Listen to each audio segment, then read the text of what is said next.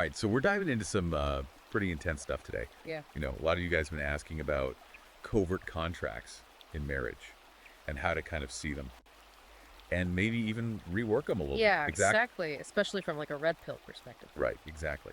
So we found this book that's been making the rounds, and it really digs into all of that. It gets pretty deep into how marriage, Yeah. you know, as we know it today, might not be what we've always thought it was. Yeah, it's like he straight up calls it a trap in the first chapter. The marriage trap. I mean, he doesn't pull any punches. No, he doesn't. And you know what? I think that's why it's resonating with so many guys. He's not sugarcoating anything. He's laying it all out there. Yeah, for sure. And he starts with this story about Sarah, this like high-powered marketing executive who ends up divorcing her husband at 30. He was a school teacher. Yeah, and he uses that story to introduce this whole concept of hypergamy. Which, you know, we've talked about before on the show. Yeah. But he goes into it in a lot more detail. Yeah, and he connects it directly back to this idea of the marriage trap. Like, if women are naturally drawn to partners who can elevate their status, what happens when a guy hits his peak? Or maybe things aren't going so well. Right. He's basically saying that men are walking into the system where they could end up financially devastated, and there's not much protection for them if things go south. And it's not just about finances either. Yeah. He gets into the emotional side of things too, what he calls emotional terrorism. Oh, yeah. That was a heavy chapter. He talks about how some women use tactics like guilt tripping, the silent treatment, all that stuff Right. to manipulate and control their partners. And he has this crazy story about a guy named Mark who was constantly being hit with these guilt trips from his girlfriend. Yeah. It was like nonstop. Yeah. And he uses that story to illustrate how damaging that kind of behavior can be. And the thing is, he argues that men are way less likely to report this kind of abuse because of, you know, societal pressure. It's the whole man up thing. Exactly. Like men are supposed to just suck it up and deal with it. Yeah. Which honestly is pretty messed up. Totally. And he actually cites some research that shows that like 1 in 7 men experience severe emotional abuse from a partner. Which is, wow, that's a lot higher than I think most people would guess. It's a serious problem, and I think he does a good job of bringing it to light. So, where does all of this leave us? I mean, he's painting a pretty bleak picture of marriage, Yeah. at least from a man's perspective. Yeah, he definitely thinks a lot of men are living in this blue pill state of ignorance about what's really going on. The blue pill, Right. right? Yeah. So what's the alternative? The red pill. Exactly. He's Yeah. basically saying it's time to wake up, face the truth, no matter how uncomfortable it might be. And he has this great line. He says, the red pill is bitter, but it wakes you up. That's perfect. Yeah. And he backs it up with all these stories about guys who've taken the red pill and totally turned their lives around. Yeah, like John. Remember John? The guy who lost everything in his divorce, Yeah. White House savings, the whole 9 yards. Yeah, John. He was pretty devastated. But he picked himself up, dusted himself off, and used that red pill perspective to rebuild his life. Yeah. He got in shape, started a new business, Yeah. and eventually found a partner who actually respected him. It's a classic comeback story. It really is. And I think it gives guys hope that even if things are tough right now, it's not the end of the story. Exactly. It's just the beginning of a new chapter. And that's where I think this whole idea of becoming alpha comes in. Yeah. You know? It's like, once you take that red pill, what do you do next? Yeah, because that term gets thrown around a lot, alpha. And it doesn't always have the best connotation. Right, exactly. But the author is careful to distinguish between, like, the caricature of an alpha, you know, Yeah. the arrogant jerk, versus what he sees as the true alpha male. So what's his definition? For him, it's about embodying confidence, leadership, having a strong sense of purpose. He even talks about this phoenix effect. The Phoenix effect. Yeah, like rising from the ashes of hardship stronger and wiser. It's a pretty powerful image. It is. And he actually gives a lot of practical advice on how to cultivate these alpha traits. Right. Right? Like, he's a big advocate for physical fitness. Oh, yeah, huge. But it's not just about looking good. No, I get that. It's about the discipline, the Yeah. mental toughness. Exactly. It's about building resilience, pushing your limits, proving to yourself that you can overcome challenges. And he doesn't stop there. He also talks about male solidarity, finding your tribe. Big time. He says it's crucial to surround yourself with men who are on the same path, who understand what you're going through, who can support you and hold you accountable. Did he have any specific suggestions for how to find those kinds of connections? Because I think that's something a lot of guys struggle with.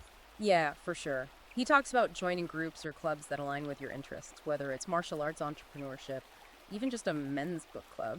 I love that. Just getting together with other guys who are actively working on self-improvement. Exactly. Iron sharpens iron. Absolutely. Yeah. And speaking of sharpening your skills, he also dives deep into this concept of frame control, which I'll admit I was a little fuzzy on at first. Yeah, it's definitely one of those red pill concepts that can be a bit hard to grasp, but once you get it, it's like, whoa! So break it down for me. What is frame control?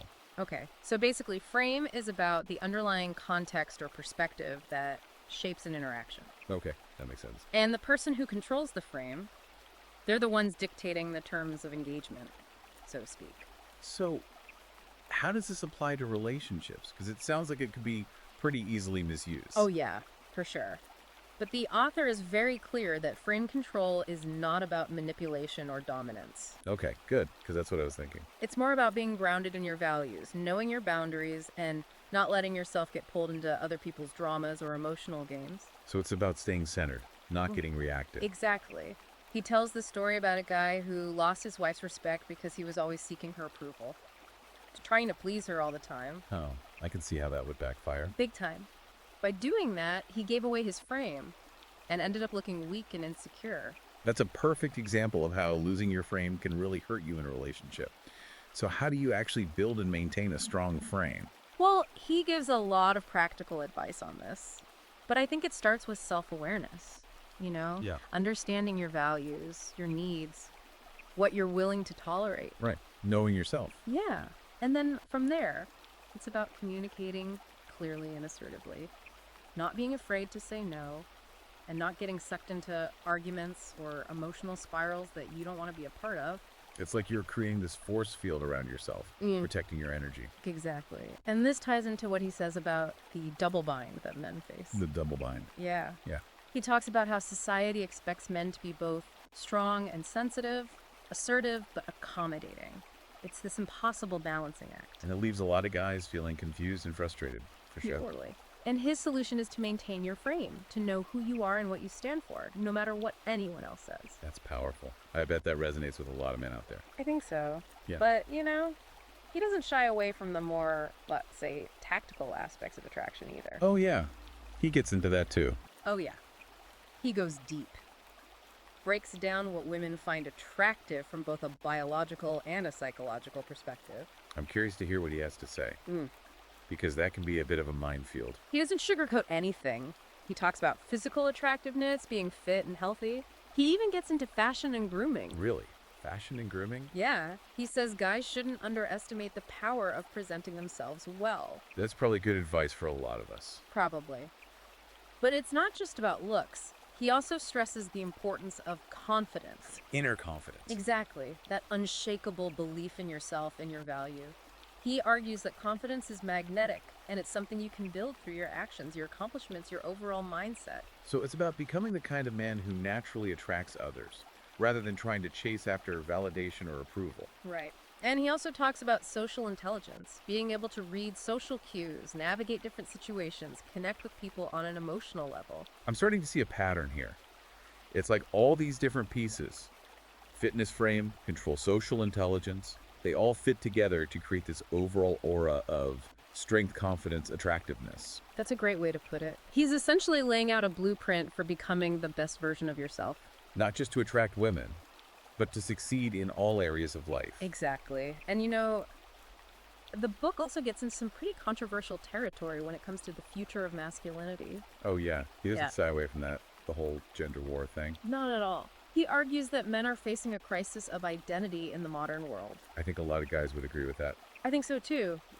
Traditional roles and expectations are being challenged, and there's a lot of confusion about what it means to be a man in the 21st century. Yeah, it's like the old rules don't apply anymore, but no one's really sure what the new rules are. And he argues that this crisis is being fueled by a number of factors. Feminism, the changing economic landscape, technology, social media, the whole 9 yards. Okay, I'm curious to hear how he connects the dots between all of that. Well, he starts by saying that feminism, while initially aimed at achieving equality, has in some ways gone too far. How so?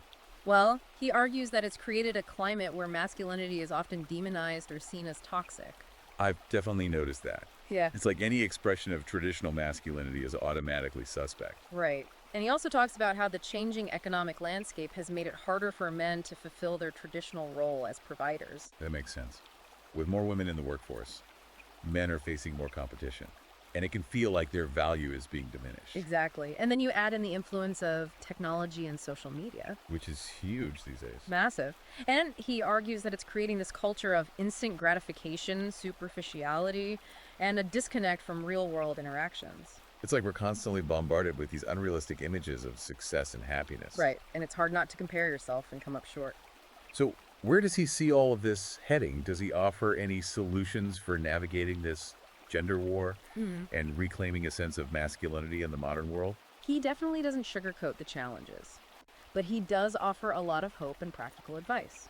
He believes that men need to wake up to the realities of the world they're living in and start taking action Taking action to do what? to reclaim their power and purpose. Okay, that sounds empowering, but what does that actually look like? Well, he starts with self awareness, understanding your values, your strengths, what you want out of life. Right. Knowing yourself. Exactly. And then setting clear goals and taking consistent action to achieve them. So it's about taking control of your own destiny, not waiting for someone else to give you permission. Right. And he also stresses the importance of physical fitness, not just for the physical benefits, but for the mental and emotional discipline it builds. Yeah, I can definitely see how pushing yourself physically can build resilience and confidence. And he talks about male bonding and brotherhood, finding your tribe of like minded men. Guys who can support you, challenge you, hold you accountable. Exactly. And mentorship too, seeking out older, wiser men who can offer guidance. It's like having a roadmap for navigating the challenges of manhood, And finding a purpose in life, something that gives you a sense of meaning. beyond just working and making money. Right. He also talks about embracing traditional masculine roles, but in a healthy and balanced way. So protecting and providing, but not in a way that's oppressive or outdated. Exactly. And taking responsibility for your own life, not blaming others, adopting a growth mindset. Becoming the hero of your own story. Exactly. And never giving up on your dreams, no matter how challenging things get. It's a powerful message. It is a message of hope and empowerment. Yeah. It really is. It's like he's giving men a new way to look at masculinity. You know, it's not about going back to the Stone Age or anything. No, not at all. It's more about finding that balance between the strength and resilience of traditional masculinity and the sensitivity and emotional intelligence that's so important in today's world. Exactly. And he actually gets really practical about how to do that. You know, he has this whole section on the covert contract in relationships. The covert contract. Okay, I haven't heard that term before. What's that all about? Well, he's basically arguing that beneath the surface of most relationships, there's this hidden set of expectations and obligations. Hidden, like people aren't even aware of them. Often, not really. It's like we're all operating on these assumptions that we haven't even articulated to ourselves, let alone to our partners. That makes sense. It's like we all grow up with these ideas about what relationships should look like, but we don't always realize how much those expectations are influencing our behavior. Right. And it can lead to a lot of conflict and resentment if those expectations aren't aligned. So, can you give me an example? Like, how does this covert contract play out in real life? Okay, so let's say you have a guy who feels like he has to be the primary breadwinner, even if his wife is also working and making good money. Yeah, I've seen that happen a lot. Right, and it's not that he doesn't want his wife to work, it's just that there's this unspoken expectation that he's the one who's ultimately responsible for providing for the family. And that can create a lot of pressure. For sure. Absolutely, and it can lead to resentment on both sides. You know, the man might feel trapped by the pressure to provide, while the woman might feel like her contributions aren't fully appreciated. It's like a lose-lose situation. Exactly. And it's just one example of how this covert contract can play out.